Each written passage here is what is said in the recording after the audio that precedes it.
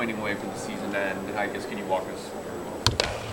From starter to unfortunately. Yeah, it sucked in the moment. Like, I obviously wanted to keep trying. I kept trying to rehab it back, but it got to the point where it wasn't getting better. And me and my family, coach and staff, we kind of made the decision, like, hey, like, it'd be better to get it done because we're not going to get better at this point. What was the experience like before getting hurt? Getting a chance to be a starter, playing a lot of snaps. It was awesome.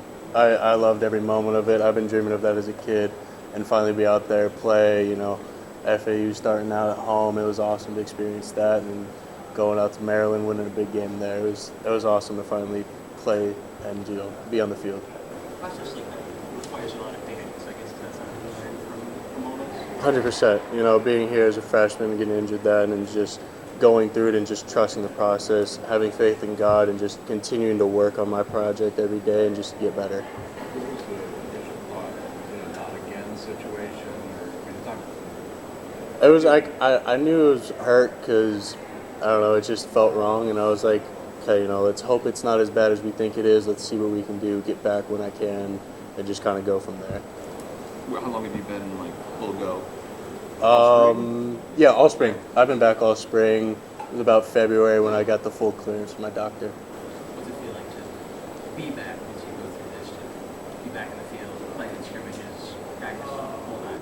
Yeah, it feels awesome to be back, just waiting, seeing my guys play, and, it's like I want to be out there, I want to be playing, and then go through winter workouts. It feels good to finally be out there and being back with the guys. How are you a better player than you were last September? Just watching all the film, being able to be back, see it from like a coach's point of view, to see what I can work on through the film that I had, and then also being able to understand defenses a little more, understand the offense more, and just being in the offense more, because I only had like a year with it, and now I'm coming with year 2 of the offense. Just understanding it more has been awesome. What's the biggest thing you learned from that? In what way? Well, you say watching all of that, being around it, you're a better player than you were. Can you give me an example? Being able to recognize defense coverages and fronts, and like who I have to go to on a play, how to run a certain route, and depending on coverage on what to do. you probably couldn't come back again? No, I was trying to get back as quick as I could, but it just probably not. Almost having the ability to get a medical probably played somewhat into that. Yeah, it was a decision maker. It's like, okay, we can get the medical if I do want to come back for it, if I need it. But I was also, what's the best for me? Is like, do I keep playing and continue to tear it even more, or do I get it and then come back even stronger for next year? It kind of gives you almost like a wrench in your new system. So how do you kind of keep mentally active while rehabbing? While I was just in the meetings all day, I'd go do my list and then try and get to practice as much as I can, so I can just continue to see it, so then I can see how those defenses I'm going to play next year are playing, so I can have those mental reps in my head for when I play them next year. Brian talked about run blocking, making it physical. I'm curious what goes into that as a tight end. Like, is it all mental? Is it just physically wanting to go hit someone? Like, what exactly plays into that? You definitely have to want to go hit somebody. I mean, football's a physical game. You got to go out there. You want to be the hammer in the situation. It also comes down to your technique too. If you don't have the right footwork, right striking, you're not going to win those battles. You got to be the lower man. Use your legs, use your hands, hat placement, all of that goes into it. But a lot of it is your mentality. If you don't want to go block, you're not going to do the best. Can you tell that's been an emphasis for you guys as a whole this spring? What have sort of been the big talking points for you guys? It's been a lot about details. We've all been in the offense for about a year now, excluding Jack. He's been here for 3 of it. But now it's like, we all been through it. Now it's time to let's get the smaller details, get the right footsteps, right hat placement, and just really just fine-tune the details so we can all elevate our game. Have you seen Jack sort of take a step as a leader? Like, he seems a little, older, Yeah. wiser. Like, he's got a feel to him.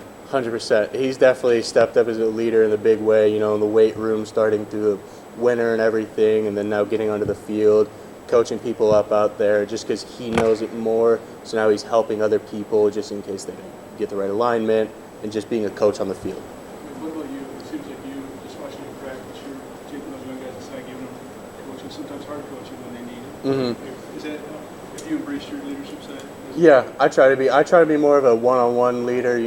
Take them to the side. I don't want to be like a making fun of them in front of everybody, but I like to just coach them up, being like, hey, maybe be a little wider on this, or just do some simple things here and there, just the one-on-one coaching side of it. Do you think that's just as important for this team as details and technique and the things you guys are working on, that leadership side of things? 100%. Accountability. I think the best teams always have those player-led teams. You have to have the players on the field who know just as much as the coaches up in the booth, because they're not going to always be able to help you in a game situation. So you need to rely on your brothers who know everything. Who's like, out of all your teammates, all the guys, who's the best coach on this team? The most vocal, most active? It kind of just depends on the position. Like, everyone has their days. Sometimes Jack's doing it, sometimes I'm doing it. Aiden does it here and there. You got Nick helping out with the wideouts, and even some of the newer guys like Matt coming in, he's learning it. Luca knew the offense from back when he was playing, and it kind of just different guys, different days helping each other out. Is there a sense that for you guys, Michael, that the receivers that came in can be sort of a compliment to you guys, free some things up, maybe Yep. more attention their way, open some things up for you guys? 100%. Vice versa? Amari's been a great add. Big play with Craig. He's been awesome out there. We've just been making big plays out there, and they're learning the offense as they come. It's a whole new system for them, but you see the steps they make every day in practice. They're intentionally working on those smaller details to get better. Who came up with the big play? Greg. He did. He did. Yeah, I came with him. Came in and just said, my nickname, we're sticking with it. Oh yeah, that's an awesome nickname. You guys good with Michael? Yeah. All right. Thank you guys. Appreciate it.